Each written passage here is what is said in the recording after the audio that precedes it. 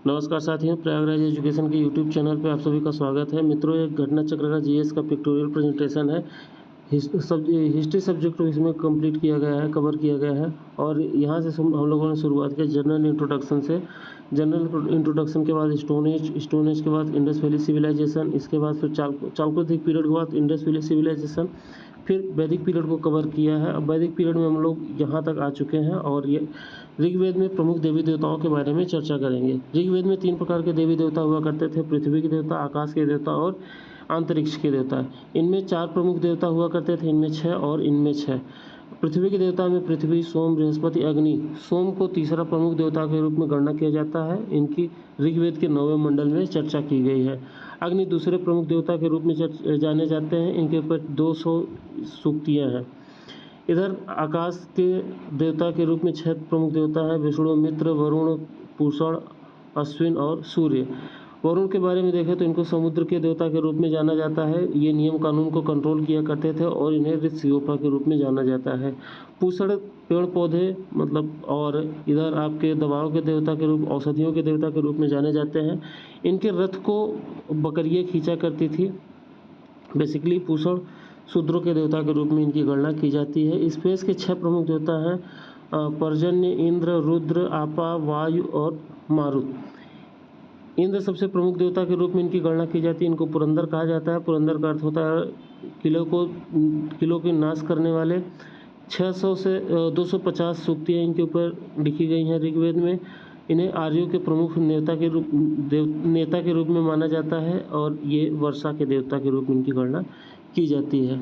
देखिए, विराट पुरुष की यहाँ पे कल्पना की गई है, जिसमें मुख से ब्रह्मा के मुख से, मतलब विराट पुरुष के मुख से ब्राह्मण की उत्पत्ति, बाजू से क्षत्रिय, जंघा से वैश्य और चरण से शूद्र की उत्पत्ति मानी जाती है।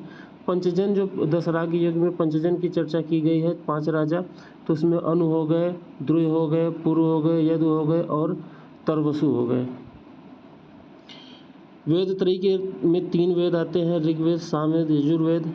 वेद संहिता के रूप में ऋग्वेद, यजुर्वेद, सामवेद और अथर्ववेद 4 वेद आते हैं। वेदांग में 6 वेदांग हैं: शिक्षा, कल्प, व्याकरण, निरुक्त, छंद और ज्योतिष। आगे देखते हैं। ऋग्वेदिक काल में कुछ नदियाँ थी, जैसे अस्किनी नदी, आज की चेनाब नदी है, विपाशा नदी, व्यास नदी है और पुरुषनी नदी, रावी नदी है, वितस्ता नदी, झेलम नदी, सदानीरा, गंडक और सतलज। इधर क्या नाम है, सुतुद्री का नाम है इधर सतलज, और इधर दृश्यवती का नाम है घग्गर नदी। 10 मंडल, सभी मंडल को अलग अलग ऑथर ने लिखा है। तो प्रथम मंडल को लिखा है मधुस्मिता और मेघतिथि ने।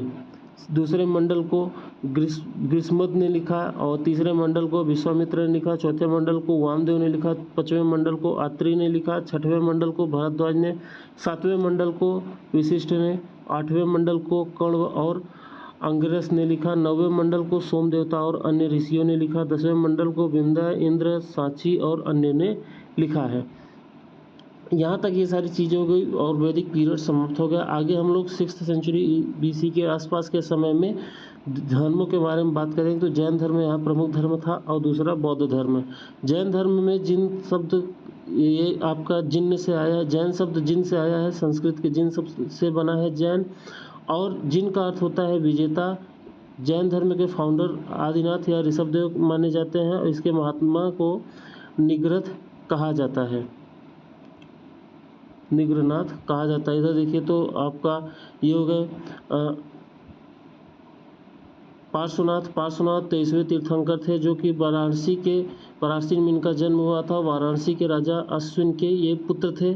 अपने शिष्यों को, अपने फॉलोअर्स को इन्होंने चातुर्याम को फॉलो करने के लिए कहा। चातुर्याम में सत्य है, अहिंसा है, चोरी न करना और अपरिग्रह, मतलब कि संपत्ति को इकट्ठा न करना। टू स्पीक ट्रुथ, सत्य बोलना, अहिंसा न करना मतलब अहिंसा, चोरी न करना और सामान का अपरिग्रह करना।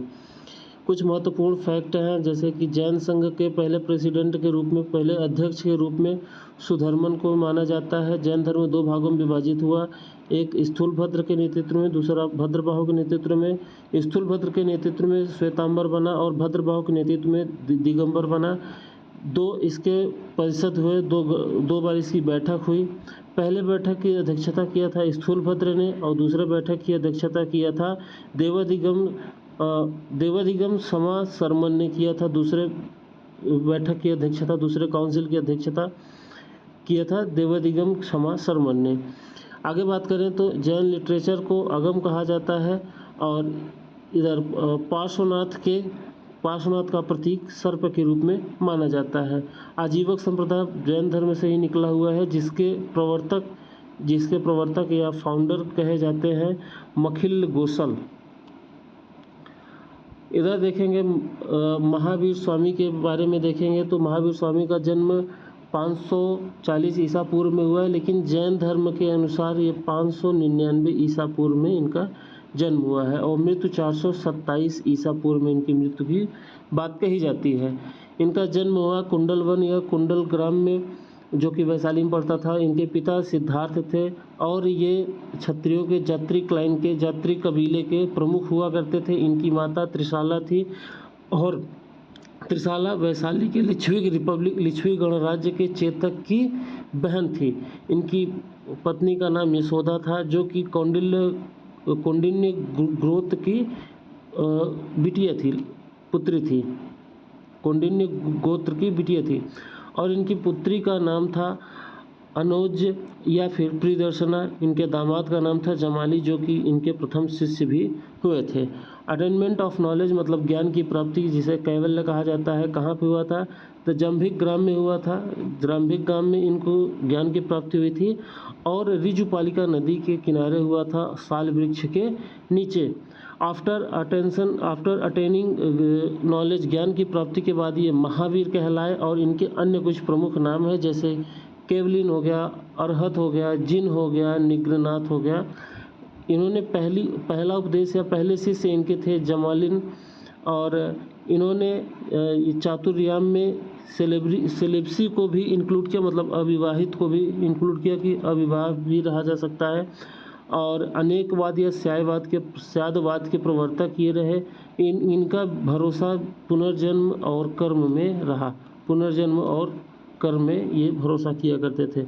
यहाँ पे इनके मृत्यु की तारीख थोड़ा सा गलत लिखा है, 527 ईसा पूर्व, जो कि लोग एक्सेप्ट करते हैं। पता नहीं क्यों 540 में जन्म हुआ, 527 में मर गए, ईसा पूर्व की बात कर रहे हैं। तो जैन धर्म के अनुसार 427 ईसा पूर्व में इनकी मृत्यु हुई थी, 590 से। पावापुरी, राजगीर के निकट पावापुरी में इनकी मृत्यु हुई थी।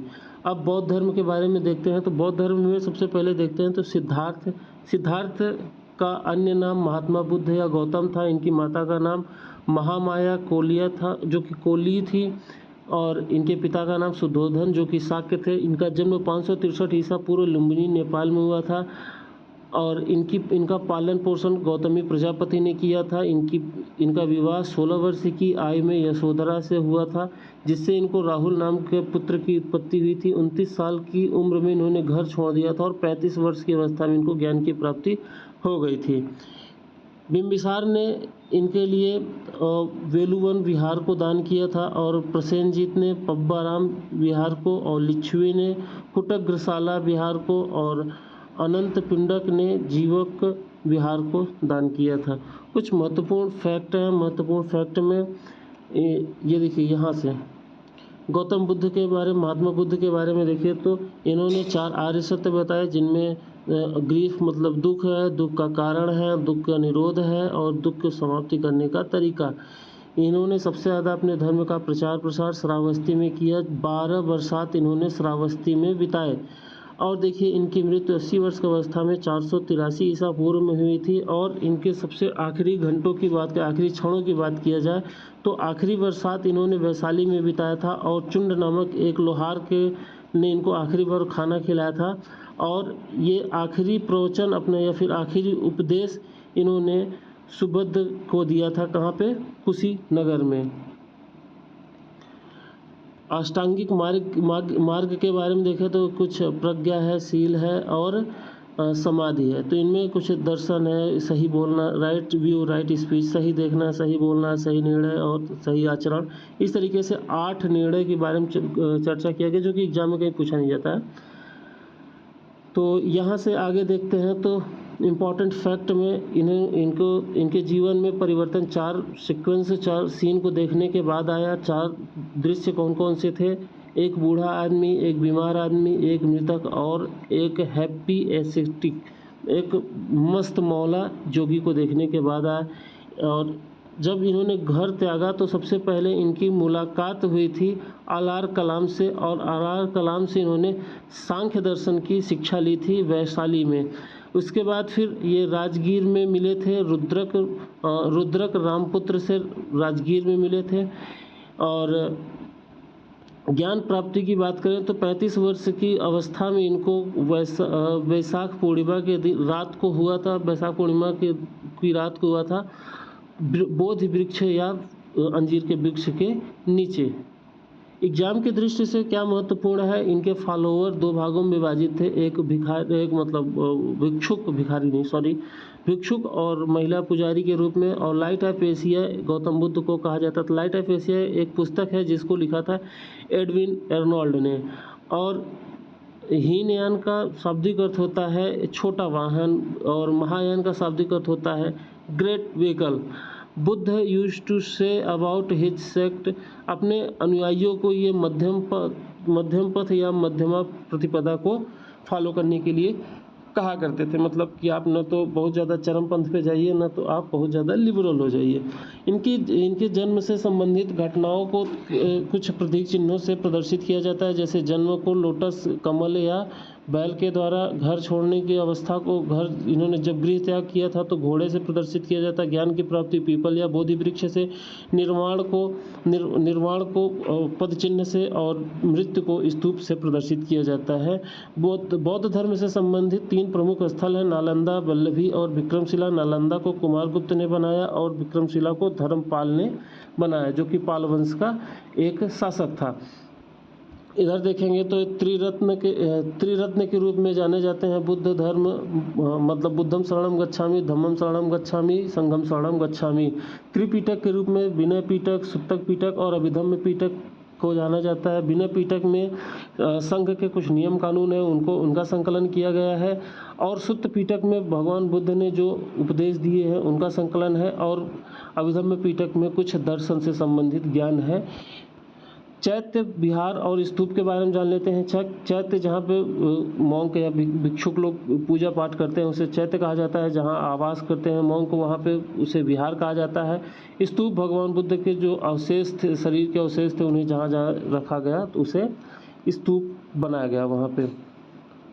देखिए तो 4 बुद्ध संगीतियाँ हुई थी। प्रथम बुद्ध संगीत 483 ईसा पूर्व जब इनकी मृत्यु हुई थी तो राजगीर में हुआ था, और स्तूप सप्तपर्णी गुफा के पास में हुआ था, और इसके अध्यक्ष थे महाकश्यप या महाकश्यप। उस समय शासक अजात शत्रु हुआ करते थे। सेकंड काउंसिल जो हुआ था 100 साल बाद हुआ था, 383 पूर्व वैशाली में या बुलुक राम विहार में। इसके अध्यक्ष थे शुभकर्णी या शुभकर्णी। उस समय शासक हुआ करते थे कालाशोक। तीसरा बुद्ध संगीत 247 ईसा पूर्व में पाटलिपुत्र में हुआ था, और मोगल पुत्र तिस्सा इसके अध्यक्ष हुआ करते थे। उस समय शासक थे सम्राट अशोक। चौथे बुद्ध संगीत की बात करें तो ये 1st सेंचुरी एडी में प्रथम शताब्दी ईस्वी में हुआ था। कुंडलग्राम कश्मीर में हुआ था। उस समय इसके अध्यक्ष वसुमित्र थे और उपाध्यक्ष अश्वघोष, जिन्होंने बुद्ध चरित्र की रचना की। उस समय शासक हुआ करते थे कनिष्क, जो कि कुषाण वंश के शासक हुआ करते थे। एग्जाम की दृष्टि से बहुत महत्वपूर्ण है कि डिवीजन ऑफ बुद्ध बौद्ध धर्म के 2 विभाजन हुए, और पहला महासंघिक कहलाया और दूसरा सतवीरा या थेरावादी कहलाए। ठीक है, और ये चेंज के फेवर में थे, जो कि महासंघिक कहलाए। वो अपना परिवर्तन को एक्सेप्ट करते थे कि जैसे जैसे समय के साथ परिवर्तन होता जाता है तो वो नियम कानून बदलाव करते थे और हर चीज़ को एक्सेप्ट किया करते थे। और ये एंटी चेंज जो थे वो थेरावादी कहलाए।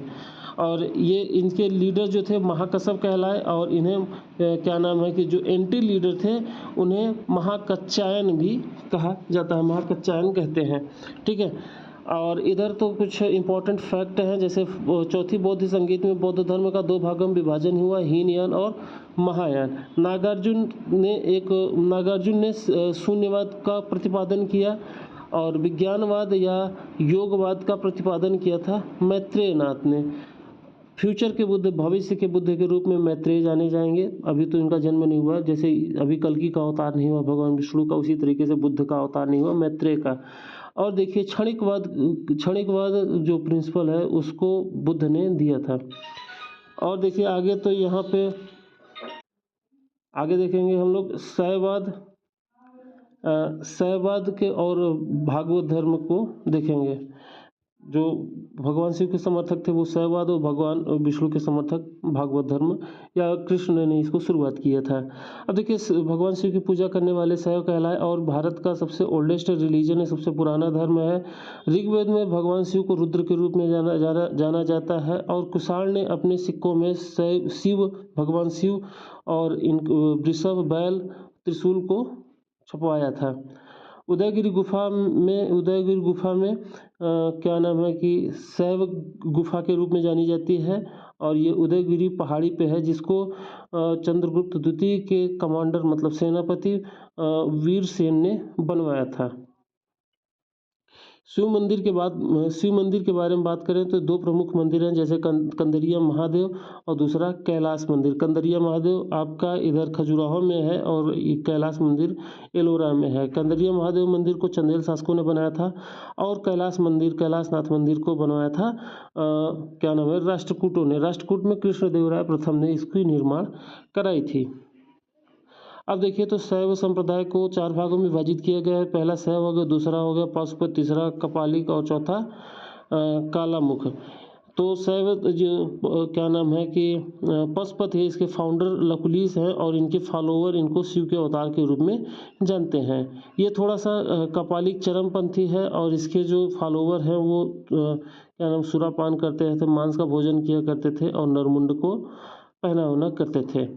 और सबसे एक्सट्रीमिस्ट था, जब सबसे चरम हुआ करता था, उसे कालामुख कहा जाता है। आगे हम लोग देखेंगे इधर तो भागवत धर्म के बारे में देखेंगे। तो भागवत धर्म को ये क्या नाम है कि वृष्णि वंश के कृष्ण ने इसका प्रतिपादन किया था, और पाणिनि के अनुसार भागवत धर्म पाणिनि ने अपने उसमें चर्चा किया है, मेंशन किया है भागवत धर्म की और वासुदेव के प्रार्थना के बारे में। और सबसे पहला एविडेंस जो स्टोन मॉन्यूमेंट में स्मारक में प्राप्त हुआ था वो क्या नाम है कि वैशाली से प्राप्त हुआ था। पंचवीर के बारे में जानेंगे तो पंचवीर 5 ये वीर है, और ये मथुरा में स्टोन इंस्क्रिप्शन है, स्टोन अभिलेख है, पाषाण अभिलेख है, और इनमें पंचवीर के बारे में बताया गया है। तो पहला पंचवीर संकर्षण, दूसरा वासुदेव, तीसरा प्रद्युम्न, चौथा शंभ और 5वां अनिरुद्ध। गुप्त राजा जो हुआ करते थे वो वैष्णव संप्रदाय के फॉलोअर हुआ करते थे, और इन्होंने अपने प्रतीक चिन्ह के रूप में गरुड़ को रखा है। अब देखिए तो यहाँ पे चतुर्व्यूह के बारे में बताया गया है। चतुर्व्यूह कौन कौन है? बलराम हो गए जो संकर्षण, और प्रद्युम्न, अनिरुद्ध, वासुदेव। इन्हें बताया गया है कि ये वासुदेव के पुत्र हुआ करते थे संकर्षण, और भगवान श्री कृष्ण के पुत्र हुआ करते थे प्रद्युम्न, और प्रद्युम्न के पुत्र हुआ करते थे अनिरुद्ध। आगे हम देखेंगे तो अलवर संत जो है वो दक्षिण भारत में वैष्णव धर्म के प्रतिपादक हुआ करते थे। और देखिए तो खूबी सबसे बड़ी बात यह है कि वनली साध्वी कौन थी? एकमात्र साध्वी अंदाल हुआ करती थी। 6th सेंचुरी बीसी की बात करें तो 6वीं शताब्दी ईसा पूर्व में जो महाजनपद हुआ करते थे उनको इकट्ठा किया गया था, और उनमें कुछ शासक हुआ करते जो प्रमुख शासक थे उनके बारे में यहाँ पे चर्चा किया गया है। देखिए इनके जानने का स्रोत क्या क्या है तो क्या नाम है अंगुत्तर निकाय बुद्ध धर्म का ग्रंथ है, और भगवती सूत्र जैन धर्म का ग्रंथ है, पाणिनि की अष्टाध्यायी है, और महापरिनिर्वाण सूत्र है। ये 4 प्रकार के ग्रंथ हैं जो कि हमको उस समय 6th सेंचुरी बीसी की घटना के बारे में बताते हैं। कुछ महत्वपूर्ण फैक्ट हैं तो जो सबसे बड़ा और सबसे पावरफुल रिपब्लिक हुआ करता था बौद्ध काल में वो था वैशाली। और पुराणों के अनुसार पहली डायनेस्टी जो मगध में शासक किया करते थे उसका नाम था बृहद्रथ डायनेस्टी। सबसे पावरफुल शासक जो बुद्ध काल में हुआ करता था, बुद्ध के टेक्स्ट के अनुसार, बुद्ध ग्रंथों के अनुसार, वो था बिंबिसार। और इधर काशी का सबसे पावरफुल शासक हुआ करता था ब्रह्मदत्त। और the capital of Kosala, Kosala की राजधानी रामायण काल में अयोध्या को मानी जाती है। और इधर देखिए तो श्रावस्ती शहर का जो आकार था वो अर्धचंद्राकार के रूप में हुआ करता था। श्रावस्ती अभी भी श्रावस्ती जिला है। कुछ महाजनपद दो क्या नाम है कैपिटल के साथ में हुआ करते, दो राजधानियाँ हुआ करती थी, जैसे कोसल की इधर श्रावस्ती, उत्तर में श्रावस्ती, ये जो ऊपर है उत्तर लिखा है, नीचे जो दक्षिण, इन सभी में तो बार बार मैं नहीं बताऊंगा, ऊपर उत्तर, नीचे दक्षिण, उत्तर दक्षिण, ठीक है। तो कोसल की उत्तरी राजधानी श्रावस्ती और दक्षिणी साकेत थी। मल्ल की पावा और कुशीनगर, और पांचाल की अहिच्छत्र और इधर काम्पिल्य थी, और अवंती की उज्जैन और माहिष्मती हुआ करती थी। अब देखिए कुछ सिक्कों के बारे में बात किया जाए तो सिक्कों के अध्ययन को मुद्रा शास्त्र कहा जाता है। सबसे ओल्डेस्ट कॉइन जो है कि मौर्य काल के मध्य के काल की मिलती है, जब मौर्य काल चल रहा था उसी समय की करेंसी मिला करती, सबसे ओल्डेस्ट करेंसी जो है। और ये करेंसी जो है आघात सिक्कों की हुआ करती थी, और या फिर आघात सिक्के या पंचमार्क सिक्के इन्हें कहा जाता था, जो कि इनका निर्माण सिल्वर चांदी से किया जाता था और इनमें स्टाम्प मार्क हुआ करता था।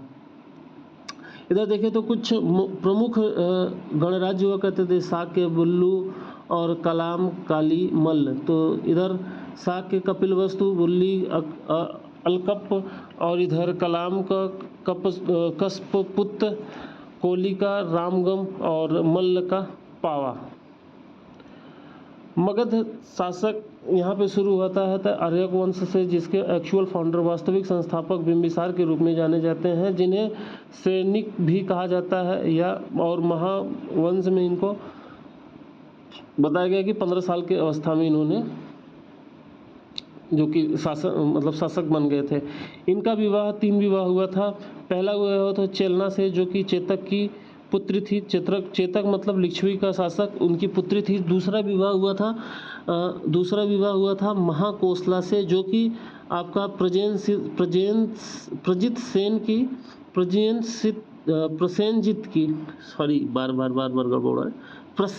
की ये आपकी बहन हुआ करती थी। कोसल के राजा प्रसेनजित की बहन हुआ करती थी महाकोसल। और देखिए इनका लड़का जो है ये आपका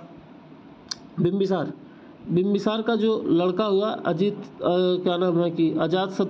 अजातशत्रु ने अपने मामा के लड़की से ही शादी किया था।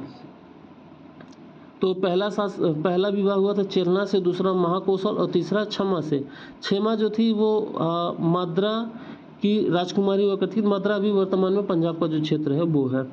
इन्होंने जो युद्ध इन्होंने लड़ा था, अंग को जीता था ब्रह्मानंद से।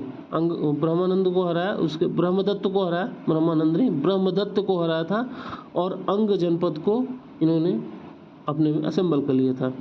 अब देखिए अजातशत्रु के बारे में देखें तो ये बिंबिसार के पुत्र थे, और इनका नाम कुनिक भी चर्चा में रहा है।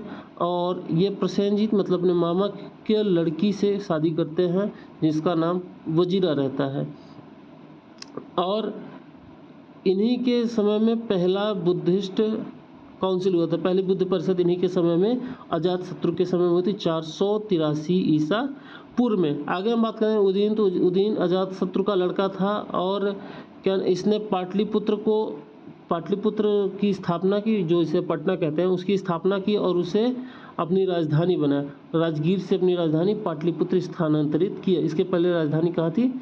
राजगीर में। आगे देखें तो ये शिशुनाग वंश का संस्थापक शिशुनाग कहा जाता है।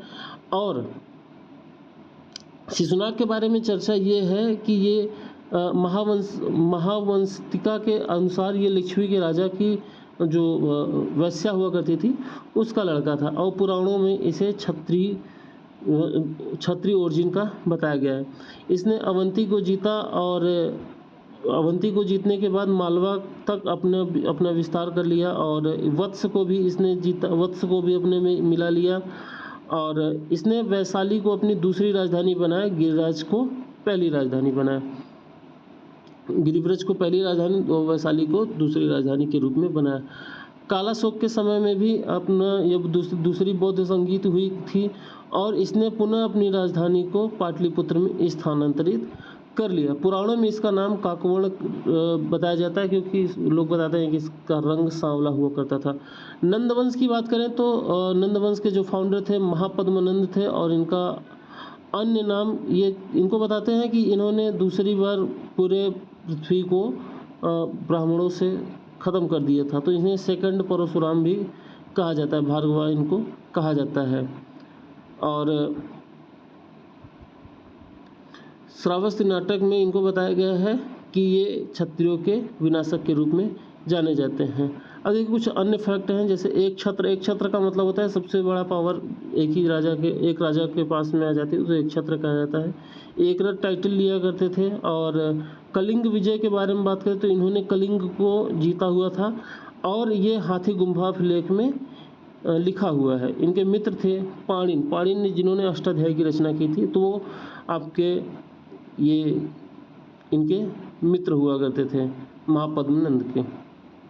अब बात देखते हैं धनानंद की, तो ये आखिरी शासक हुआ करता था नंदवंश का और इससे क्या नाम है कि ग्रीक लेखकों ने एग्रीमीज भी कहा है। ये सिकंदर का समकालीन हुआ करता था, अलेक्जेंडर्स कंटेम्प्रेरी हुआ करता था और इसके मुख्य आर्मी का नाम था भद्दसाल। मुख्य जो चीफ आर्मी मतलब सेनापति था उसका भद्दसाल नाम था और इसकी हत्या किए थे सम्राट चंद्रगुप्त मौर्य। और इसके जैन अमात्य कौन कौन थे, तो सक्तल और स्थूलभद्र इसके जैन अमात्य हुआ करते थे धनानंद के। इधर देखते हैं तो कुछ विदेशी आक्रमण हुए थे, एलियन इन्वेजन हुआ था।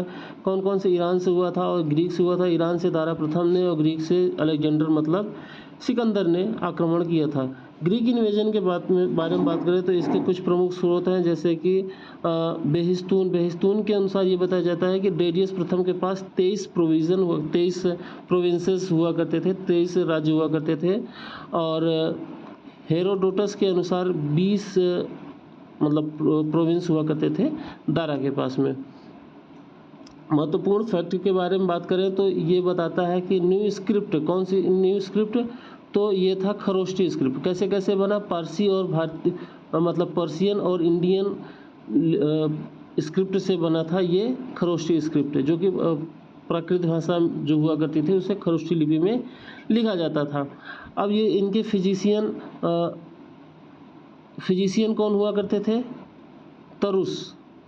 और मकदूनिया के राजा फिलिप द्वितीय के पुत्र कौन थे, अलेक्जेंडर तृतीय, जिन्हें सिकंदर के रूप में जाना जाता है। अश्वक की राजधानी क्या था, मस्साज। और पुरु का जो राज्य था वो किस स्थान पे था, तो पुरु का राज्य था झेलम और चेनाब के बीच का क्षेत्र। पोरस को अलेक्जेंडर ने कहाँ हराया था, तो झेलम नदी के तट पे पोरस को अलेक्जेंडर ने हराया था। अलेक्जेंडर के मतलब सिकंदर के बारे में बात करें तो इसका जो कंटेम्प्रेरी था वो घनानंद था और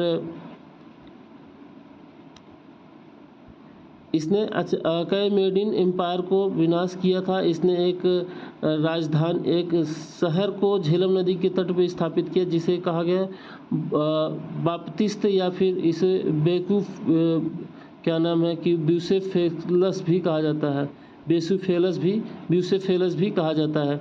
झेलम नदी के तट पर इसने स्थापित किया था। 223 ईसा पूर्व में इसकी मृत्यु हो गई थी और ये पूरी दुनिया को जीतने के चक्कर में पड़ा था और कभी राज्य नहीं कर पाया। मौर्य डायनेस्टी की बात करें तो मौर्य डायनेस्टी पूरे हिस्ट्री में सबसे प्रमुख डायनेस्टी रही है, जिसके संस्थापक थे चंद्रगुप्त मौर्य। और कुछ प्रमुख सोर्स में, भारतीय सोर्सों में इनको मौर्य डायनेस्टी का मौर्य राजवंश का फाउंडर बताया जाता है, वो तो है भी। और इन्होंने पूरे भारत को, अखंड भारत को एक सूत्र में बांधने का पहली बार प्रयास किया था। और इनको ये बताया जाता है, मुद्रा राक्षस में ये बताया गया कि नंदराज के पुत्र थे। और कुछ लोग जैसे महाबोधि वेश्मा में इनको महाबोधि वेमसा में इनको बताया गया है कि ये राजवंश से संबंधित थे, लेकिन कुछ ग्रंथ इनको बताते हैं कि ये शूद्र वंश से संबंधित हैं। और इनको ये बताया जाता है कि एक मोर को खिलाने वाले के पुत्री के पुत्र हुआ करते थे। ये किसमें बताया गया है? परिषद पुराण में, जो कि हेमचंद्र ने जिसे लिखा है। कुछ विदेशी स्रोत हैं जिनमें विलियम जोन्स ने इनको सेंड्रोकोटस कहा, जो कि चंद्रगुप्त मौर्य से संबंधित माने जाते हैं, और एरियन और प्लूटार्च ने इनको एंड्रोकोट्स कहा, और जस्टिन ने दोनों को मिलाकर के बताया कि यही चंद्रगुप्त मौर्य हैं। इनको ये बताया जाता है credit for conquest south India, तो दक्षिण भारत को जीतने का इनको क्या नाम है कि श्रेय दिया जाता है। और ये पुरन्नुरु तमिल ग्रंथ है जिसमें ये चर्चा की गई है। इन्होंने सेल्यूकस को हराया था, जो कि अलेक्जेंडर का सेनापति मतलब अलेक्जेंडर का एक सेनापति था, उसको उन्होंने हराया था। अब इनके एक्सपेंशन की बात करें, इनके साम्राज्य की बात करें, तो ये उत्तर में हिमालय से दक्षिण में मैसूर तक, पूर्व में बंगाल से पश्चिम में हिंदुकुश पर्वतमाला तक इनका विस्तार हुआ करता था। और इनका एक्सपेंशन जो था वो ब्रिटिश भारत से भी बड़ा हुआ करता था। आगे हम बात करें तो बिंदुसार के बारे में बात करें तो बिंदुसार इनके पुत्र हुआ करते थे, और इन्हें अमित्रघात के रूप में भी इनको जाना जाता है। ग्रीक लेखकों ने अमित्रघात इनको कहा, और जैन लेखकों ने इनको सिंहसेन के रूप में मतलब कि लिखा हुआ है। इन्होंने अपने पुत्र अशोक को तक्षशिला में रिबेल हुआ था, तक्षशिला में विद्रोह हुआ था, तो भेजा हुआ था। दिव्यवदान में ऐसी चर्चा की गई है। और स्ट्रेबो के अनुसार सीरिया के शासक एंटियोकस के राजदूत डाइमेकस इनके दरबार में आए हुए थे। और ये भी बताया जाता है कि मिस्र के शासक टॉलमी द्वितीय के राजदूत डायनेसियस भी इनके दरबार में आए थे, ऐसा प्लिनी बताते हैं। डायनेसियस और इधर आपका डाइमेकस। तो इधर देखिए तो इन्होंने सीरिया के शासक एंटियोकस से 3 चीज़ों की डिमांड की थी, एक मीठी शराब, सूखी अंजीर और एक दार्शनिक की। तो 2 चीज़ें थी, दार्शनिक को नहीं उन्होंने भिजवाया था। कुछ महत्वपूर्ण पॉइंट सम्राट अशोक के बारे में, तो Buddha according to Buddhist evidence, Buddha evidence के अनुसार Ashoka was the governor of province, मतलब जब ये अपने पिता के समय में ये अवंती के शासक हुआ करते थे, अवंती के गवर्नर हुआ करते थे। और इन्होंने बौद्ध मतलब कि प्रोपेगेंडा धम्म का प्रचार किसने किया? तो सम्राट अशोक ने। और सम्राट अशोक कब मगध के शासक बने? तो ये बने थे 273 ईसा पूर्व में। इन्होंने कब मुकुट धारण किया था? कब वास्तव में ये दूसरी बार मतलब कि जब इन्होंने वास्तव में अपना राज्याभिषेक कराया तो 269 ईसा पूर्व में। नेम ऑफ अशोक, पुराण में किस पुराण में अशोक का नाम अशोक रखा मतलब बताया गया है? तो इन सम्राट अशोक का नाम पुराणों में अशोकवर्धन के रूप में जाना जाता है। और तृतीय बौद्ध संगीत किसके समय में हुई थी? 247 ईसा पूर्व में सम्राट अशोक के समय में।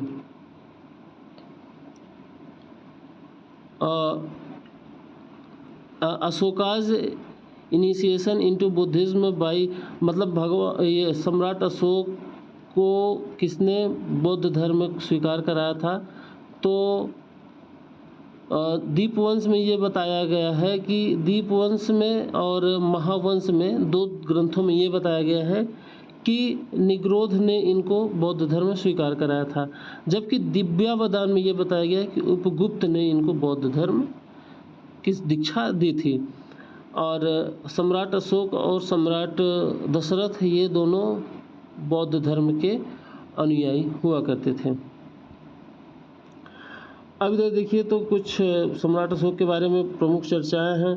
तो इन्होंने 14 डिफरेंट आर्टिकल 8 स्थानों पे करवाए थे और इंस्क्रिप्शन है 14 इंस्क्रिप्शन 8 स्थानों पे मिले हैं और एक प्रमुख स्तंभ लेख एक प्रमुख शिलालेख है भब्रू बैराट में है, जो कि बुद्धम धर्मम गच्छामि संगम गच्छामि और संघ के बारे में, तीनों के बारे में, बुद्ध धम्म और संघ के बारे में बताता है। कुछ कैव इंस्क्रिप्शन भी हैं और इसमें मतलब कि ये भब्रू शिलालेख में सम्राट अशोक ने खुद को मगध का शासक बताया है। कुछ 5 ग्रीक शासकों के साथ इनका बेहतरीन संबंध था, जिसे मैसिडोनिया हो गया, सीरियन हो गया और इप्रुस हो गया, मिस्र हो गया और आपका सीरिया हो गया। इनके साथ में बेहतरीन संबंध थे इनके। इस समय एडमिनिस्ट्रेशन की बात करें तो इंडियन सोसाइटी और म्युनिसिपल सोसाइटी के बारे में बात करें तो 6 कमेटी हुआ करती थी, जिसमें 30 मेंबर हुआ करते थे और प्रत्येक कमेटी में 5 मेंबर हुआ करते थे। और तीसरी जो कमेटी थी वो जनगणना किया करती थी, उसका प्रमुख काम था जनगणना करना। और 6वीं कमेटी थी जो थी वो सेल टैक्स को इकट्ठा करती थी। और इस समय की सबसे बड़ी बात यह है कि कर चोरी पे लोगों को मृत्युदंड दिया जाता था। शहर का वास्तविक नाम था एस्ट्रोनोमोई, उस समय शहर को एस्ट्रोनोमोई कहा जाता है। यहीं से इंडियन सोसाइटी को भी देख लेते हैं। तो इंडियन सोसाइटी 7 भागों में विभाजित थी। फिलासफर हो गया philosopher, farmer, animal keeper, artisan, warrior, inspector, minister. और इस समय स्लेव ट्रेडिशन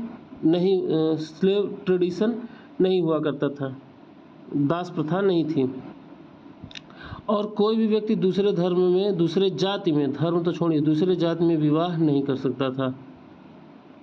कलिंग वार के बारे में देखें तो सम्राट अशोक के समय में सबसे बड़ा इवेंट यही हुआ था। इसमें सम्राट अशोक जीते थे और इसकी चर्चा उन्होंने 13वें स्तंभ लेख में किया था। और कब किया था? अपने मतलब कि जब राज्याभिषेक के 8वें वर्ष में 261 ईसा पूर्व में। कुछ प्रमुख प्रोविंस हैं इनके समय के, जैसे उत्तर पथ को तक्षशिला और अवंतीपथ को उज्जैन, कलिंग की तोसी इनकी कैपिटल हुआ करती थी और दक्षिण पथ की सुवर्णगिरी और प्राच्य या फिर पूर्वी प्रोविंस को पाटलिपुत्र इसकी कैपिटल हुआ करती थी। सैगोरा का ताम्रलिपि इंस्क्रिप्शन और ये क्या नाम है कि आपका महास्थान जो कि बोगरा आपका इधर बांग्लादेश में पड़ता है, तो ये प्राकृत भाषा में और ब्राह्मी लिपि में लिखा गया है। इन्होंने 2 प्रकार के कोड बनाए थे, एक सिविल कोड मतलब कि फैमिली कोड जिसे कह सकते हैं और क्रिमिनल कोड, दोनों अलग अलग कोड हुआ करती थी। गुप्तचर के बारे में बात करें तो संस्था हुआ करती थी और संचार संस्था एक स्थान पर रुक करके अपना गुप्तचर का काम किया करती थी और संचार अलग अलग जगहों पर घूम करके अपना सूचना दिया करती थी। तो यहाँ तक है। उसके बाद आगे हम लोग देखेंगे चाणक्य के बारे में, अन्य चीज़ों के बारे में। तो उम्मीद है कि ये वीडियो आपको पसंद आया होगा और जो भी चीज़ें आप हमें सुझाव देना चाहते हैं कमेंट सेक्शन में दे सकते हैं। वीडियो को लाइक करिए, मज़ा लीजिए। धन्यवाद। जय हिंद।